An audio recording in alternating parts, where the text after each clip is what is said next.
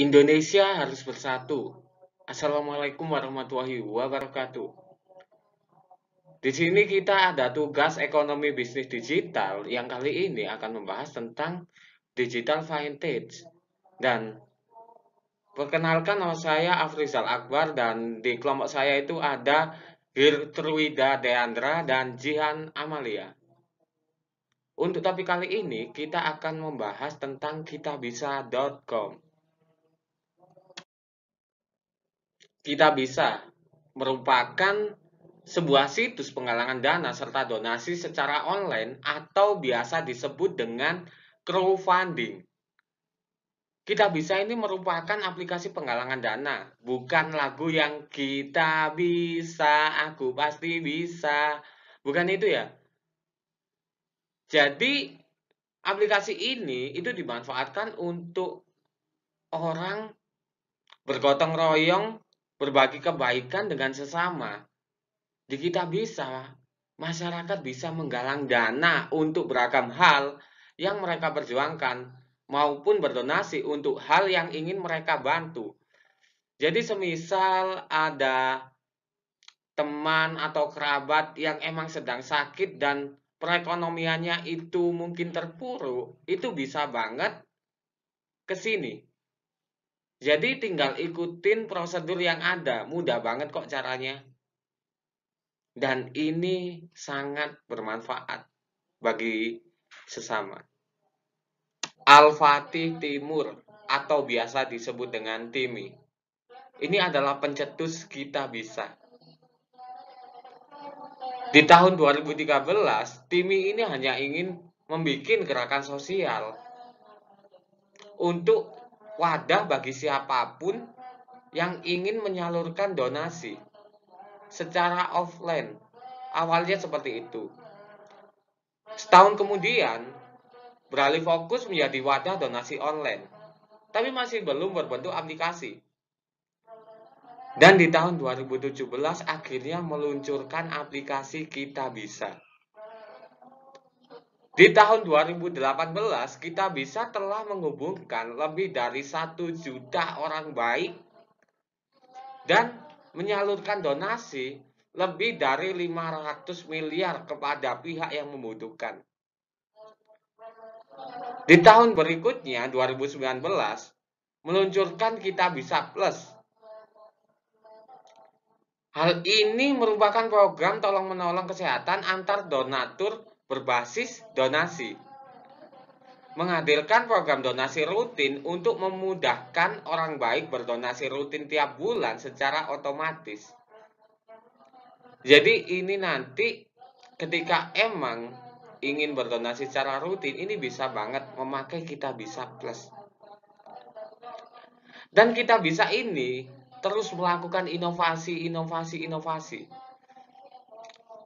Terus memudahkan untuk orang melakukan penggalangan dana. Ini itu sangat mudah sekali teman-teman, dan kita kan biasanya ingin melakukan donasi tapi takut untuk disalahgunakan, takutnya nggak benar, takutnya nggak tertuju dengan apa yang kita inginkan, nggak sesuai dengan apa yang kita harapkan. Nah, Kitabisa ini solusinya. Karena di sini itu kita bisa menyalurkan kebaikan itu dengan aman dan transparan. Banyak pilihan metode pembayaran. Dan kita bisa melakukan donasi hanya mulai dari Rp1.000. Rp1.000. Halaman galang dana juga mudah untuk diakses kapan saja. Ini sangat mudah. Dan kita dapat tahu dampak donasi tersebut. Efeknya itu kita tahu. Nggak seakan-akan kita donasi, ya udah selesai sampai situ. Tidak. Kita bisa tahu. Dan yang paling penting, kita bisa akses dengan mudah melalui website, aplikasi di Android, maupun iOS. Dan untuk set selanjutnya akan dijelaskan oleh teman saya. Yang kedua ada analisis B2C dengan 4C. Yang pertama konten. Kita bisa merupakan wadah untuk berdonasi, menggalang dana, serta zakat secara online. Kemajuan teknologi dimanfaatkan untuk menghubungkan semangat kebaikan dan gotong royong. Kita bisa dapat memberikan manfaat yang baik, diantaranya satu, kemudahan dalam berdonasi. Melalui kita bisa, kita dapat berdonasi hanya dengan mengakses situs resminya dan mengikuti prosedur yang sudah tersedia, tanpa datang ke tempat penerimaan bantuan secara langsung. Yang kedua, transparan mengenai total dana yang didapatkan dan dibutuhkan. Donatur akan percaya untuk memberikan bantuan karena keterbukaan mengenai total dana yang didapat akan tercantum. Kita bisa terus melakukan inovasi untuk memudahkan penggalangan dana dan donatur berbagi kebaikan aman dan transparan. Banyak pilihan metode pembayaran. Donasi dapat mulai dari Rp1.000. Halaman galang dana dapat diakses kapan saja, dapat mengetahui dampak dari donasi, dan dapat diakses melalui website dan aplikasi yang tersedia di Android dan iOS. Selanjutnya ada Commerce. Dana yang diperoleh dari campaign melalui platform akan dikenakan biaya administrasi. 1. Oleh penyedia platform sebesar 5%.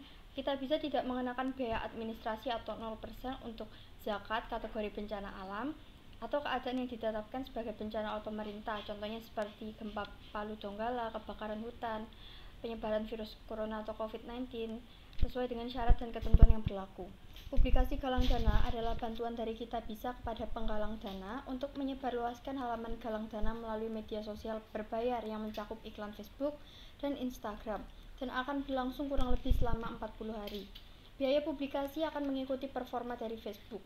Sebagai gambaran, untuk mendapatkan donasi sebesar Rp10 juta, dibutuhkan biaya publikasi sebesar Rp1.500.000 dan seterusnya berlaku kelipatan. Kita bisa akan terus membantu menekankan biaya publikasi agar tidak melebihi dari nominal estimasi tersebut. Di akhir periode publikasi, Kita Bisa juga memberikan bukti biaya iklan yang dikeluarkan secara resmi oleh Facebook. Jika target donasi tidak tercapai, dana tetap dapat dicairkan sesuai dengan donasi yang didapat setelah dikurangi dengan biaya publikasi. Seluruh biaya publikasi 100% akan dibayarkan ke Facebook di akhir masa periode publikasi atau 40 hari setelah surat pernyataan ditandatangani. Jadi Kita Bisa tidak mengambil keuntungan apapun dari biaya publikasi ini. Di sini saya akan melanjutkan materi tentang konteks. Kita Bisa sering membagikan informasi mereka di berbagai sosial media. Contohnya ada di Instagram, Facebook, dan YouTube. Di YouTube, mereka sering membuat video-video eksperimen yang tentunya sangat inspiratif sehingga menggugah siapapun yang menonton sehingga berkeinginan untuk membantu sesama manusia, sesama korban yang terkena musibah. Selanjutnya di Instagram, mereka sering nge-share siapa saja yang sedang membutuhkan bantuan, siapa saja yang sedang terkena musibah, dan daerah mana aja nih yang terkena bencana alam, biasanya seperti itu. Dengan kegiatan Kita Bisa yang sering memberikan informasi di media-media lain, maka akan mendatangkan donatur-donatur baru sehingga penggalangan dana dapat terrealisasikan dengan baik. Nah, sedangkan di web ataupun aplikasi resmi Kita Bisa, mereka sering memberikan informasi di cerita galang dana. 5 informasi wajib yang harus ada di Kita Bisa, yaitu nama, latar belakang, informasi dari yang dituju itu, obat apa saja yang dibutuhkan. Selanjutnya adalah nomor yang bisa dihubungi. Selanjutnya adalah email yang kita bisa hubungi untuk melakukan galang dana tersebut atau orang yang melakukan galang dana tersebut. Nah, sebenarnya Kita Bisa itu sudah menyediakan berbagai informasi yang sangat berguna bagi pelanggan. Selanjutnya saya akan membahas tentang connection dari Kita Bisa. Jadi hubungan Kita Bisa dengan pelanggannya dibagi menjadi 2, yaitu dari sisi supply, yaitu adalah individu, organisasi atau mahasiswa yang ingin melakukan penggalangan dana. Selanjutnya adalah dari sisi demand, yaitu para donatur yang ingin bersedekah atau ingin melakukan bantuan terhadap para korban. Regulasi pemerintahan. Otoritas Jasa Keuangan atau OJK resmi menerbitkan peraturan terkait layanan urun dana melalui penawaran saham berbasis teknologi informasi atau equity crowdfunding.